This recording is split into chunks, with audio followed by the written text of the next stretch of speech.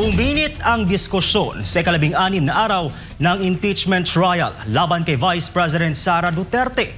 Mariing tinutulan ng depensa ang paghalukay sa confidential funds ng bise noong alkalde pa siya ng Davao City dahil hindi naman daw ito kabilang sa articles of impeachment. Bukod dito, kinwestiyon din ng defense panel ang paggamit ng prosekusyon ng AI-generated image at mga props sa loob ng Senate Impeachment Court.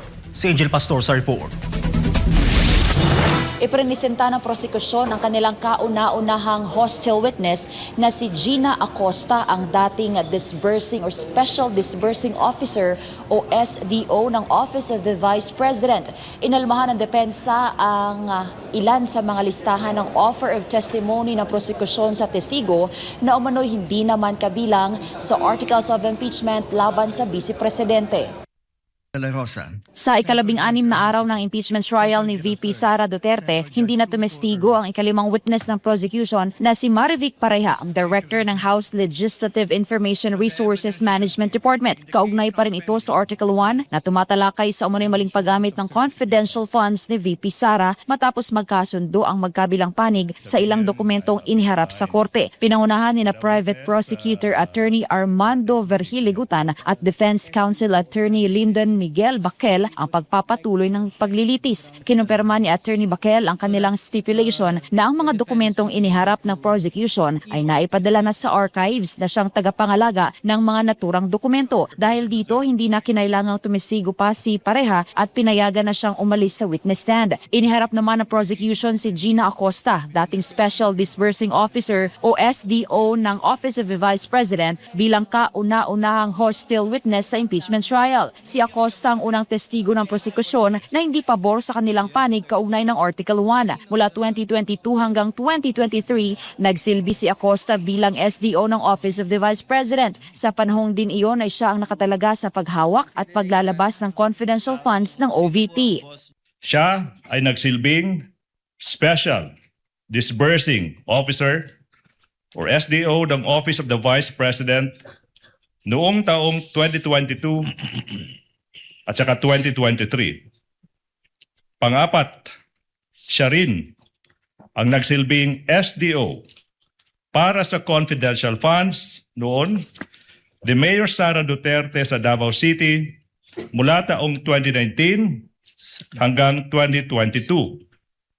Pang-lima, siya ang naging staff member sa Davao City Administrator's Office sa pagitan ng mga taong 2016 at 2022 at ng Davao City Budget Office sa panunungkulan noon ni Mayor Sara Zimmerman Duterte. Agad namang tumutol ang depensa sa pagtalakay sa dating posisyon ni Acosta bilang SDO sa Davao City noong alkalde pa ng Davao City si VP Sara. Ayon sa depensa, wala itong direktang kaugnayan sa mga alegasyon na nakasaad sa articles of impeachment. For purpose number 4 and 5, as regards the confidential funds in Davao City and the position of the witness as SDO of Davao City, we would like to object on the ground of irrelevance, Your Honor, considering that for the simple reason that the confidential funds in Davao City are not part of the allegations in the articles of impeachment. So there's really no fact in issue to be proved by the testimony of the witness, Your Honor. For all the other purposes, Your Honor, these are subject to cross-examination. Depensa naman ng prosekusyon, mahalaga ang dating posisyon ni Acosta para maipakita ang posibleng pattern o paraan ng pagkilos na may kaugnayan sa kaso.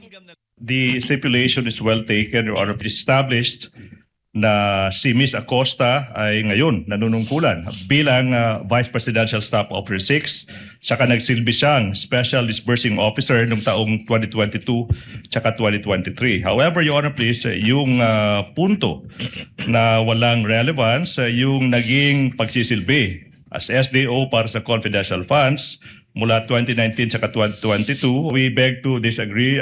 It is very much relevant in today's proceedings, considering, Your Honor, please, that it is her experience as the SDO of Davao City in those inclusive years that led the Vice President to also bring her to the office of the Vice President and do the things they did in Davao City, this time with the money of the office of the Vice President. That is very much relevant to the prosecution's case, Your Honor. Pinayagan naman ni Presiding Officer Cheese Escudero ang pagtalakay dito para sa layuning maipakita ang posibleng pattern o behavior ng witness. Pero nilinaw ni Escudero na ang mga ginawa umano ni Vice President Sara Duterte noong alkalde pa siya ng Davao City ay hindi bahagi ng impeachment trial at hindi maaaring idagdag sa 4 na articles of impeachment.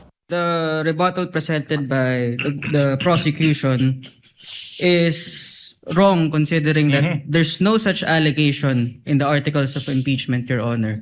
Moreover, Your Honor, it is clear in the ruling of the Supreme Court in Duterte versus House of Representatives that the basis of any charge must be for acts committed in relation to the impeachable office and within the term of the impeachable officer, Your Honor. Your Honor, can I make a quick rebuttal to the last point? No need, counsel. The presiding officer will make a ruling. The court will allow it, given that it is for the purpose of establishing pattern and/or behavior on the part of the witness. But to be clear, that whatever she says with respect to acts committed by her in relation to the Vice President now, while she was a mayor in Davao City, is not part of this impeachment trial and will not in any way add to the charges that has been filed and are pending before this court under the 4 articles of impeachment, as previously ruled by the chair in previous requests for subpoena, for example.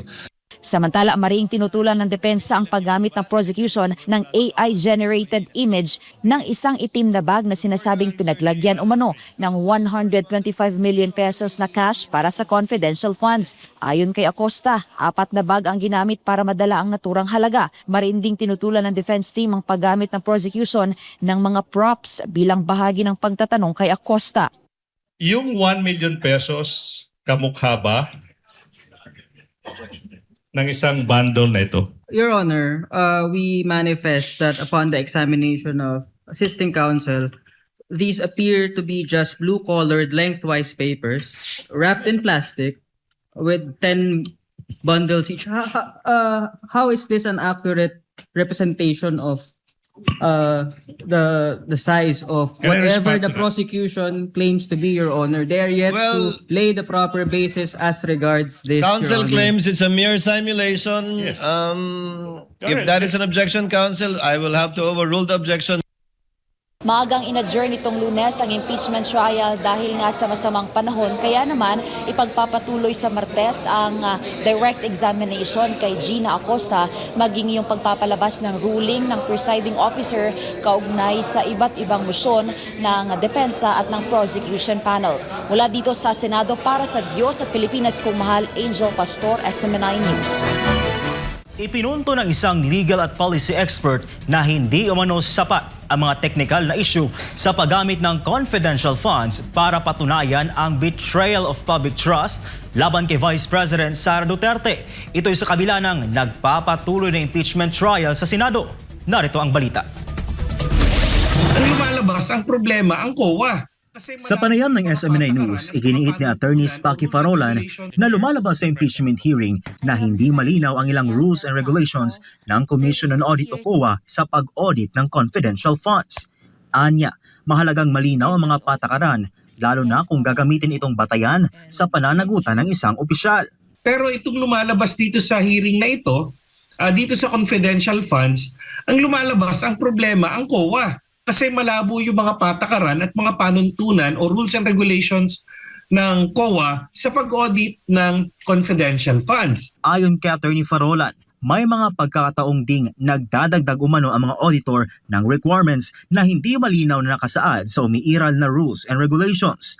Kabilang dito ang ilang dokumento tulad ng transmitted reports at acknowledged receipts. Ang sinasabi nila, hindi kailangan may nahuli, kailangan may nakulong. Wala namang sinasabi yon. Sa huli, iginit ni Farolan na kailangang maging malinaw kung alin ang itinatakda ng batas at alin ang dagdag na requirement lamang sa proseso ng audit. Para sa Diyos at sa Pilipinas kumahal, Prince Tripoli, SMNA News.